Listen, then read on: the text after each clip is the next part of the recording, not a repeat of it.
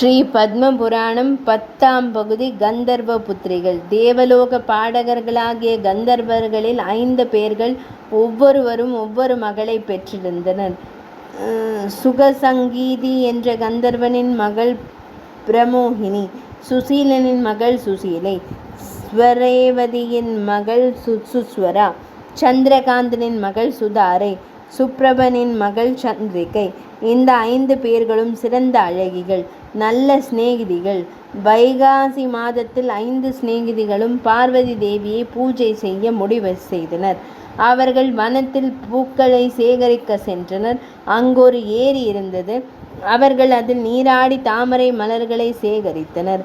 களிமண்ணால் பார்வதி தேவியின் பிரதிமையை செய்து அதனை வழிபடத் தொடங்கினர்.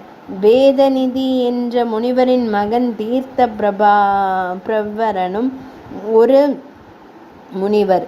5 பெண்களும் பார்வதி தேவியை பூஜை செய்து கொண்டிருக்கையில் தீர்த்த பிரவரன் அங்கு வந்தான். அவன் அழகில் ஈடுபட்ட அந்த 5 பெண்களும் அவனிடம் தங்களை மணந்து கொள்ளுமாறு வேண்டினர்.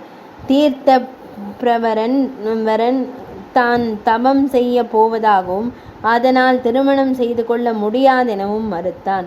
அந்த பெண்கள் அவனை மேலும் மேலும் வற்புறுத்த அவன் மாயமாக மறைந்துவிட அவர்கள் வருத்தத்துடன் வீடு திரும்பினர். மறுநாளும் அந்த கந்தர்வ பெண்கள் அவனை வற்புறுத்த அவன் கோபம் கொண்டு அவர்களை பெண் பிசாசுகளாக மாறுமாறு சபித்தான். தாங்கள் தங்கள் காதலை வெளிப்படுத்தியதை தவிர வேறு எதுவும் தவறிழைக்காத போது தங்களை சபித்த முனிவரை அவர்களும் ஆண் பிசாசாக சபித்தனர். இவ்வாறு ஏற்பட்ட அந்த 6 பிசாசுகளும் அங்கு திரிந்து வந்தன.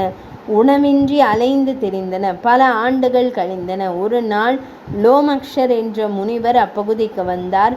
அவரை கண்டவுடன் அவரை கொன்று தின்ன பிசாசுகள் அவர் மீது பாய்ந்தன.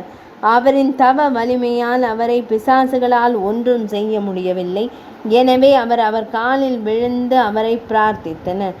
நாங்கள் இந்த வடிவிலிருந்து விடுதலை பெற வழிகாட்டுங்கள் என்று வேண்டினர். அப்போது லோமக்ஷர் ரேவா என்ற புனித ஆற்று நீரில் நீராடுங்கள் என்று கூறினார். அவ்வாறே அவை செய்து தன் சுய உருவை அடைந்தன. புனித ரேவா ஆற்று நீரின் மகிமை அவ்வளவு சிறப்பு வாய்ந்தது. 10ஆம் பகுதி முற்றிற்று.